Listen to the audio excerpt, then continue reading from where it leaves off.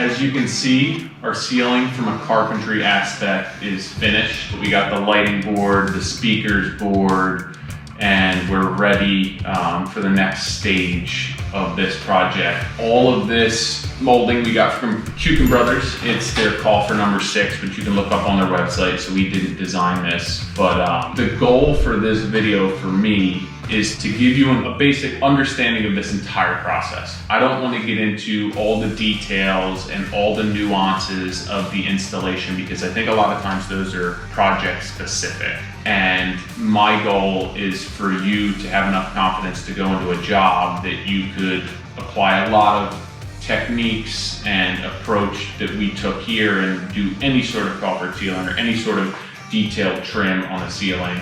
It's going to go into everything from layout, proportions, scales, why we chose the layout that we did, pinch points, prep where you can squeeze prep in that's going to help you and make your life easier down the road, our sub-assembly, the pre-assembly, assembly techniques, order of operations, basically how we do all of the larger steps of this. And it's going to be a lot.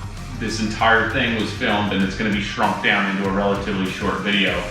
So I'm not going to give you everything that you need, but the goal is for you to have a basic understanding of this and to be able to see this natural progression from A to Z on this job, and then hopefully be able to take that and translate that into your own project so that you're comfortable approaching a job like this.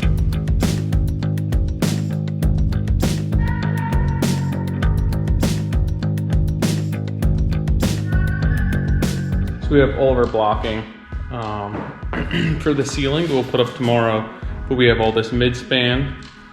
These are the outside corners. These are where two beams come together here. Then this is where the outside beam intersects with the main beam in the field. So these will all get installed tomorrow. You know, here's a main beam intersecting with the side. We'll have two main beams intersecting here. We'll have in the field. So those will all basically be the substructure for the ceiling trim. So we assembled all them with glue, 18s and 16s today.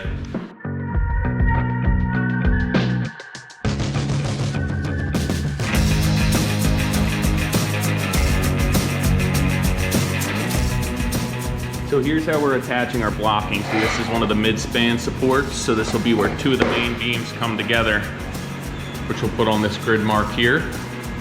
Where we can nail them off and hit our strapping underneath our drywall, we will. If we can't, we'll cross nail them, throw some 2-inch screws to bite into the drywall, and then we'll go back with some toggle bolts and attach them once everything sets up to make sure nothing goes anywhere. So you can see our layout. Corner, where our smaller beam ties into our main beam intersection, and then this is where all of our 1x material will get nailed to.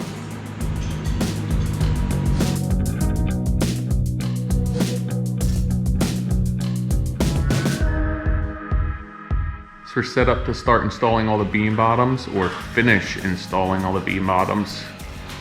First we ran our perimeter. All our intersections have biscuits in there to help reference and keep everything planar. And then next we ran our main beams all the way across with a scarf joint, alternating scarf joint, and now we're setting all of our intermediate beams in here. So we have 2 more rows to go. On the intersections where we can't get a domino because it's too tight, rather than cutting a slot and sliding it in, we're throwing screws in. Here you go. Toe screwed in there to keep it planar and tight while the glue sets up.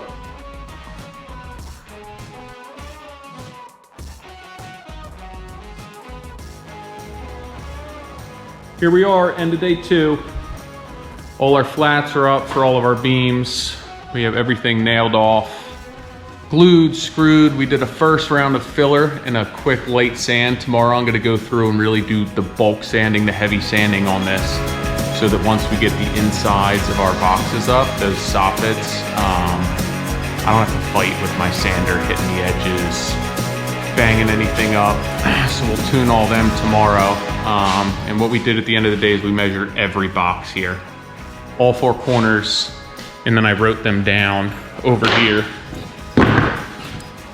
I'll take this home with me tonight, and I'll take all the smallest measurements, maybe take a 16th off of them, so we're not fighting ourselves getting these boxes up. And then I'll get a cut list for all these, all our long lengths, our short lengths, and we can prefab everything here down on the bench and then bring them up to the ceiling. For the ceiling, we're gonna have a 1/4 inch reveal on all of this. So I created a gauge block here. So when we push our ceiling up, we can basically push this, put this on the bottom of the beam, push it up, nail it off there. I know that we're gonna have a 1/4 inch reveal. Both sides are 1/4 inch, just so we don't have to get a combination square out and measure everything.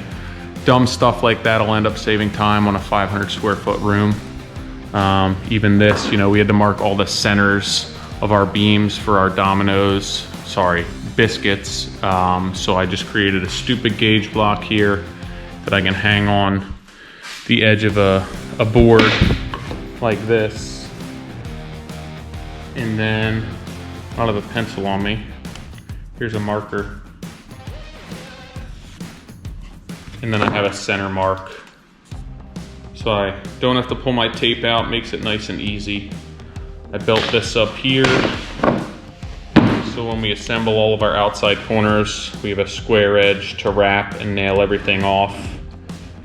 Dumb stuff that when you're doing 16 boxes will save us time and make it a little more accurate for us.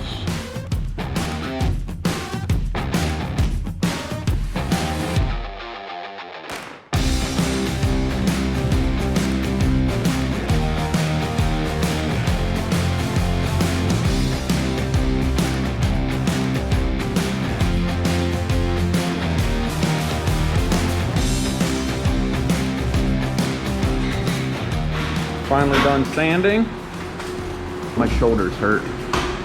We sand all the intersections. We prepped everything with 1 round of filler, and we sanded everything because when we put our boxes in, they're gonna come down and we'll have a reveal. And to get inside there and bang everything up with our sander and fight that, especially on the beam around the perimeter, it's smaller width. So we got all of that stuff sanded to 150. And then we measured all of our boxes yesterday. Took that home last night, wrote out all the measurements. They're all pretty close, but being it's not a production house, we're gonna make everything to fit so that it's nice and tight, minimal caulk joints.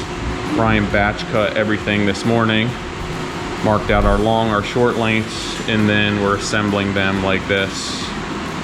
Everything gets two pins, glue and screw. We'll let it set up, and then we'll pop these up in each coffer. We have 16 of them. We'll use our gauge blocks to create our reveal, and then crown goes inside of that.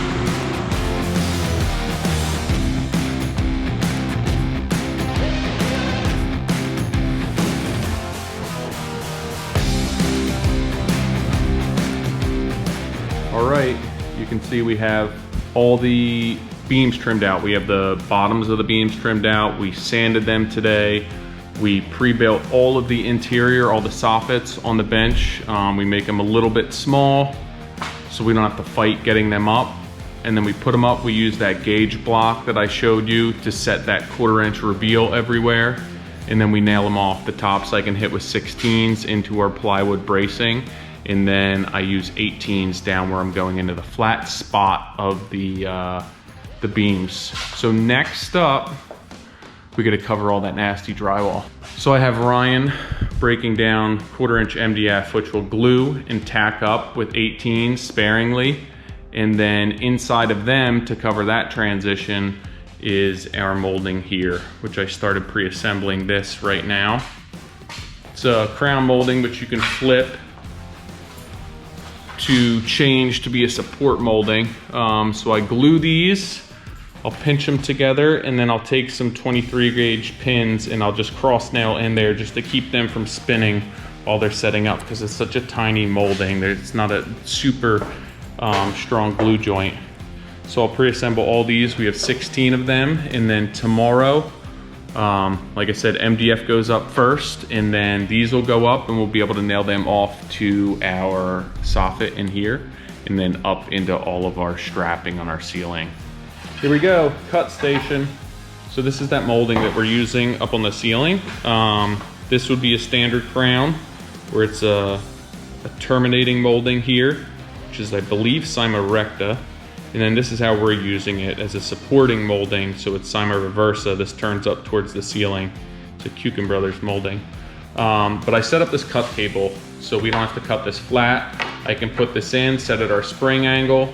It's all pre-assembled. So it's all 45 inside corners. So I can swing my saw to either side.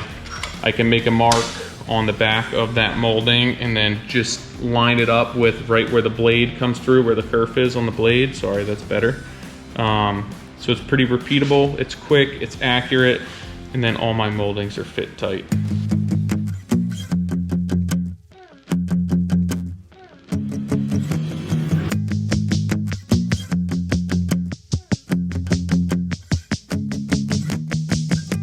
I'm gonna be installing the bed trays for the coffered ceiling. We're pre-assembling all them.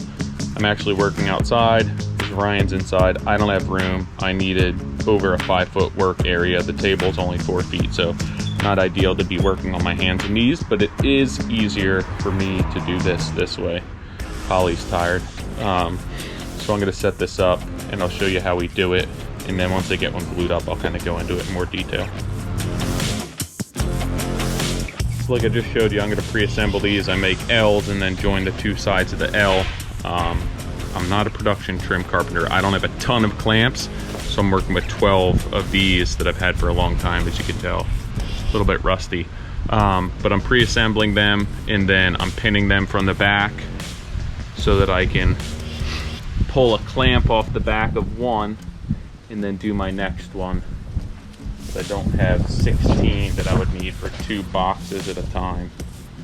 And then I'm cleaning up my corners here, the wood glue, just with a toothbrush and some water. You want to make sure that you dry it so you don't weaken that joint. But then I'll bring these inside and kind of flip-flop, and I'll pull the clamps off these 2 once I get the parts broken down for the next one. Keep going back and forth.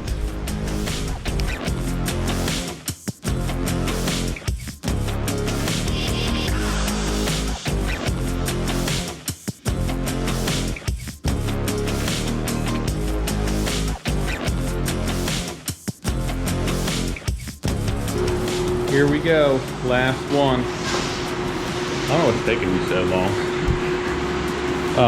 All the panels are up. I started trimming out the interiors of them, but we'll show you what he does here. Basically cut them a 1/4 inch small in both directions so we can get them fit in there. There's a speaker going there, and then put a million dabs of glue, some brad nails where we can hit into the strapping that we put on the ceiling, and then nail the rest of them into the drywall, and the adhesive and crown molding will hold it. All right, so panel adhesive on here, hole drilled for speaker. He has all of his, all the strapping marked out in the 3rd hands. Don't mess it up.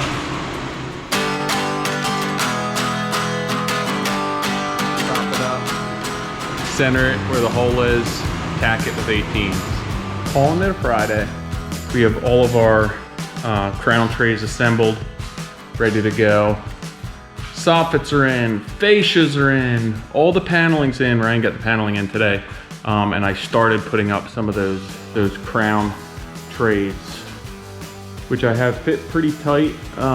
They're all pre-assembled, and then 23 pins through the back of them. And then what I ended up doing on a lot of them, because I pinned through the back and they were scratching, is I'm just taking my belt sander rather than a plane and just kind of beveling the back a little bit so that I can squeeze them up there and I don't have to fight it the whole way. But we should be able to get the rest of those trays in. On Monday, we have an inverted baseboard that's gonna run around the perimeter, and then a cove molding to go from baseboard to that lower soffit on the ceiling. So should be able to wrap up the install on Monday.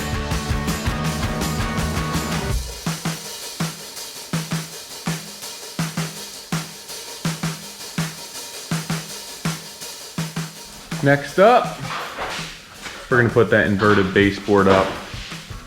So we took a block, marked our projection down from the ceiling, added a 1/4 inch so we have some play, because that, once we put our inverted base up, it's gonna get covered with the cove that'll bridge from the wall to that soffit.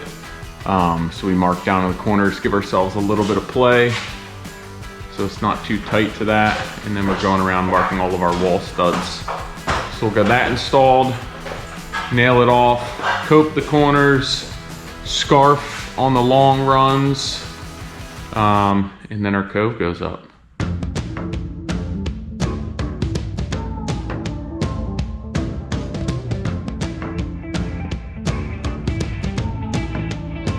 Ladies and gentlemen, that's a wrap. Everything's up. I busted that one crown tray trying to put it up, so I had to remake that. We have our inverted base installed, and then that simple cove crown. It's kind of transitioning everything.